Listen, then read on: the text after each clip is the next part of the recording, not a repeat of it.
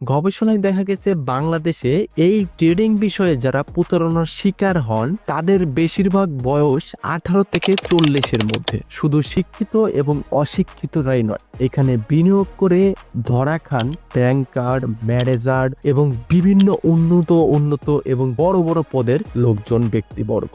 বাংলাদেশের ট্রেডিং মার্কেটে আজকাল অনেক স্ক্যাম দেখা যাচ্ছে। এখানে বিভিন্ন গ্রুপ বা ব্যক্তি ট্রেডিং এর নাম করে মানুষকে প্রলুব্ধ করছে। ভুয়া প্রমিস, ইনভেস্টমেন্ট ওয়েবসাইট এবং বিভিন্ন ফেক স্ক্রিনশট দিয়ে তাদেরকে আকৃষ্ট করে স্ক্যাম করা একটা কমন ঘটনা আজকের দিনে। যদিও ট্রেডিং বিষয়টা একটি স্বীকৃত মাধ্যম সারা বিশ্বব্যাপী, কিন্তু এই নকল দুনিয়ায় আপনি কার সাথে চোখ বন্ধ করে বিশ্বাস করে বিনিয়োগ করবেন? এবার আপনাদের যারা easy to make money trading হিসাবে বোঝাচ্ছে, লাক্সারি লাইফস্টাইল দেখে কাবু করছেন, তার লাভটা কোথায় আসেন একটু হিসাব করি।